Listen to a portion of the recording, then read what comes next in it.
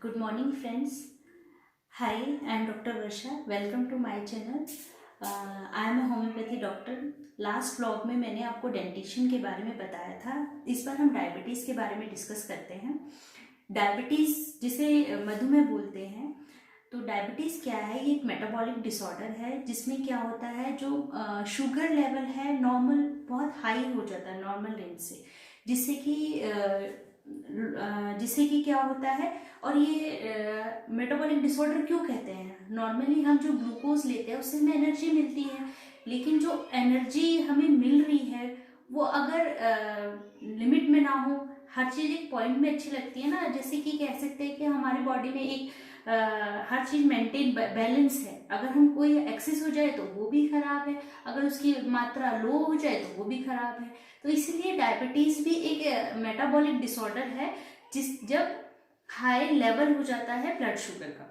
ठीक है, चलिए हम बताते हैं अब डायबिटीज़ कितने टाइप की है। डायबिटीज़ इंसिपिडस होती है, डायबिटीज़ मेलिटस होती है। आज हम बात करते हैं डायबिटीज़ इंसिपिडस की। ये होती है दो टाइप की, टाइप 1 एंड टाइप 2। टाइप 1 जो होता है इसको हम जुवेनाइल डायबिटीज़ भी बोलते हैं। ये एक ऑटो इम्यून डिजीज होती है।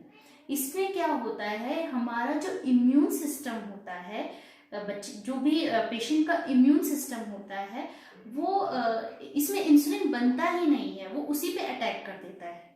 जो हमारी पेनक्रियाज होती है जो इंसुलिन को बनाती है, वो बीटा सेल जो होती है वो उसको अटैक कर देती है, जिससे कि इंसुलिन बनता ही नहीं है। ये बहुत लिटिल मात्रा में इंसुलिन बनता है, जिससे कि टाइप 1 डायबिटीज होती है।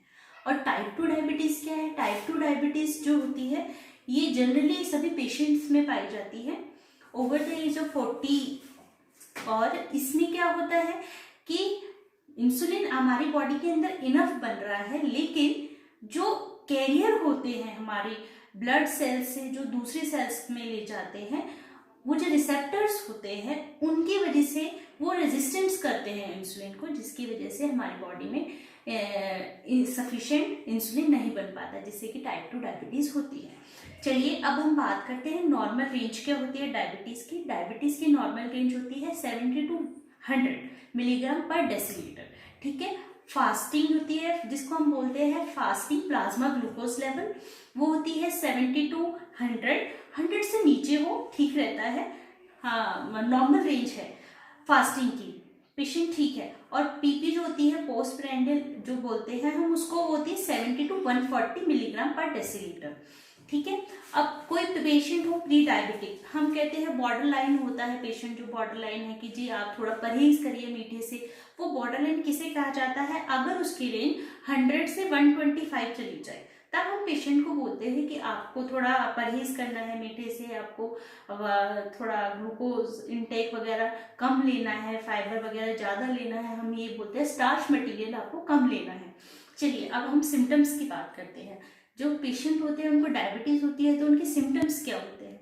उनके सिम्टम्स होते हैं उनको बहुत ज़्यादा भूख लगती है, उनको एक्सेस यूरिन होता है, डिहाइड्रेशन होता है, वेट लॉस होता है।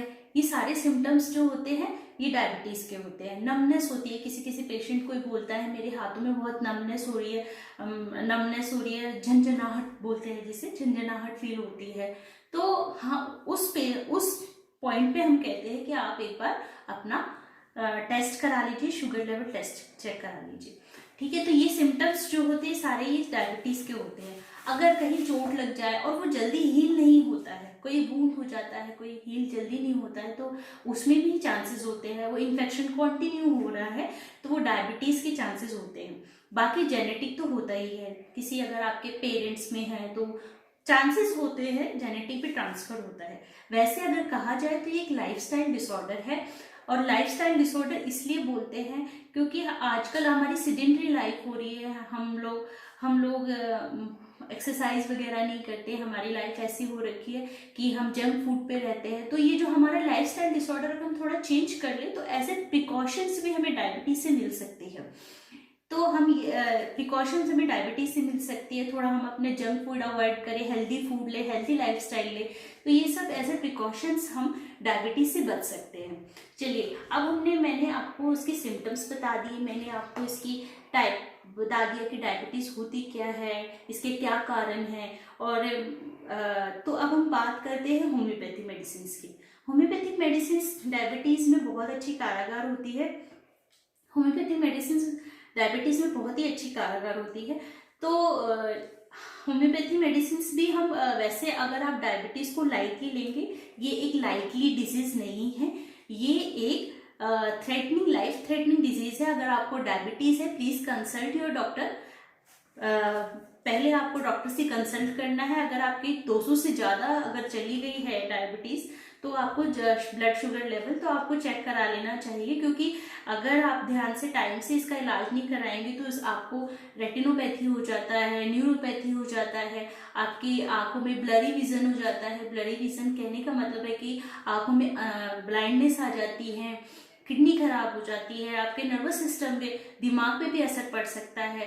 तो इसके लिए बस मैं आपको एज ए प्रिवेंशन भी ये कहूँगी कि अपना लाइफस्टाइल चेंज कीजिए, अपनी जंक फूड वगैरह, एक्सरसाइज, योगा कंटिन्यू रखिए और स्ट्रेस कम लीजिए, क्योंकि स्ट्रेस ही कोई भी बीमारी का कारण स्ट्रेस होता है। तो आप जितना स्ट्रेस अवॉइड कीजिए, मेडिटेशन कीजिए। अगर आपकी लाइफ में स्ट्रेस आजकल नॉर्मली है, सबकी लाइफ में होता है, तो इसीलिए मेडिटेशन कीजिए उसके लिए और अपना लाइफस्टाइल चेंज कीजिए। चलिए होम्योपैथिक मेडिसिन की बात करें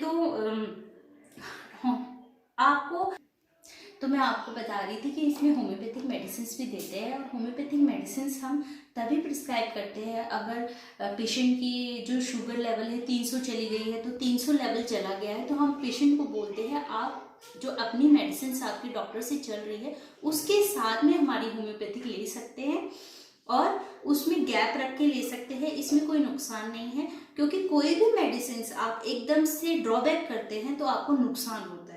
इसलिए मैं हमेशा अपने पेशेंट्स को बोलती हूँ कि कोई भी मेडिसिन ले, आप होम्योपैथी साथ में ले सकते हैं, लेकिन एकदम से क्वांटिटी, एकदम से आप मेडिसिन स्किप नहीं करें। उसके लिए क्या होता है, आप अगर आपकी डोज 150 की है तो 100 पे आए, 100 mg में आए, 100 mg से 50 mg पे आए, फिर आपके अगर बैलेंस हो जाती है होम्योपैथी के साथ साथ, तब धीरे धीरे आप स्किप कीजिए मेडिसिन को, मैं ये कहना चाहती हूँ। ठीक है, तो जो ये मेडिसिन है जो बॉर्डर लाइन होती है जिनको डायबिटीज़, उनके लिए बहुत अच्छी है।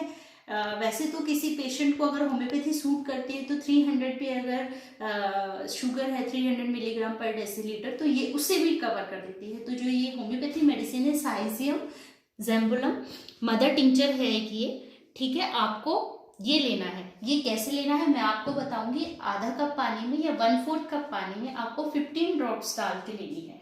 ये आप दिन में 2 बार लें और आपकी जो शुगर लेवल है वो नॉर्मल रेंज पे धीरे धीरे आ जाएगी। बाकी एक और मेडिसिन आती है जिसका नाम है जिन्नेमा सिल्वेस्टर, वो भी मैं होम्योपैथी में हम डिस्क्राइब करते हैं शुगर के लिए। वो भी एक मदर टिंचर है। आपको वो कैसे लेना है, आपको उसकी भी 15 ड्रॉप्स लेनी है सुबह और शाम को भी 15 ड्रॉप्स आधा कप पानी में दिन में 2 बार लेनी है। ठीक है, और हम वैसे रेकेविक R40 बहुत अच्छी आती है, वो भी मैं पेशेंट्स को प्रिस्क्राइब करती हूँ शुगर लेवल के लिए R40। तो आप ये 3 मेडिसिन जो बॉर्डर लाइन शुगर है उनके लिए कंटिन्यू कर सकते हैं होम्योपैथिक। ठीक है, तो होम्योपैथिक ये आपने जो ली है होम्योपैथिक शुगर के लिए, ये आपकी नॉर्मल रेंज में शुगर आ जाएगी। अगर आपके बॉर्डर लाइन पे है, ये थोड़ी हाई है, 140 तक चली गई, तब भी ये आपको हेल्प करेगी। तो चलिए, मैंने आपको ये डायबिटीज़ के बारे में बताया है। वैसे डायबिटीज़ इंसिपिडिस भी होती है, गेस्टेशनल डायबिटीज़ भी होती है। डायबिटीज़ इंसिपिडिस क्या होता है कि जिसमें आपका बॉडी फ्लूइड ज़्यादा एक्सेस अमाउंट में लॉस हो जाए, तो डायबिटीज़ उनको होता है वो इंसिपिडिस। वो बहुत ही सीरियस कंडीशन होती है। और जो गेस्टेशनल डायबिटीज़ होती है, गेस्टेशनल डायबिटीज़ ये एक प्रेग्नेंट लेडीज़ को होती है। ये होती है 25 to 28 वीक्स के टाइम पे।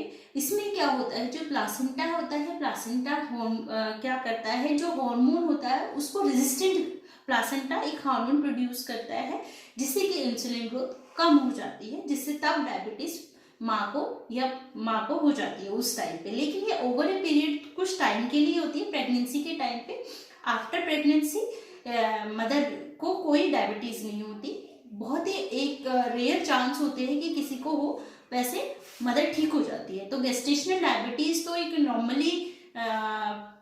नॉर्मली हो जाता है पेशेंट्स को, गर्भावस्था में मदर को हो जाता है, तो इसके लिए कोई मेडिसिन मैं प्रिस्क्राइब जनरली नहीं करती हूँ, बाकी वो कंसल्ट करें, क्योंकि उसमें क्या होता है उनको उसके लिए भी उसके लिए ये एक रिस्क लाइफ होती है, बच्चे की भी लाइफ होती है, तो ऐसे इग्नोर ना करें।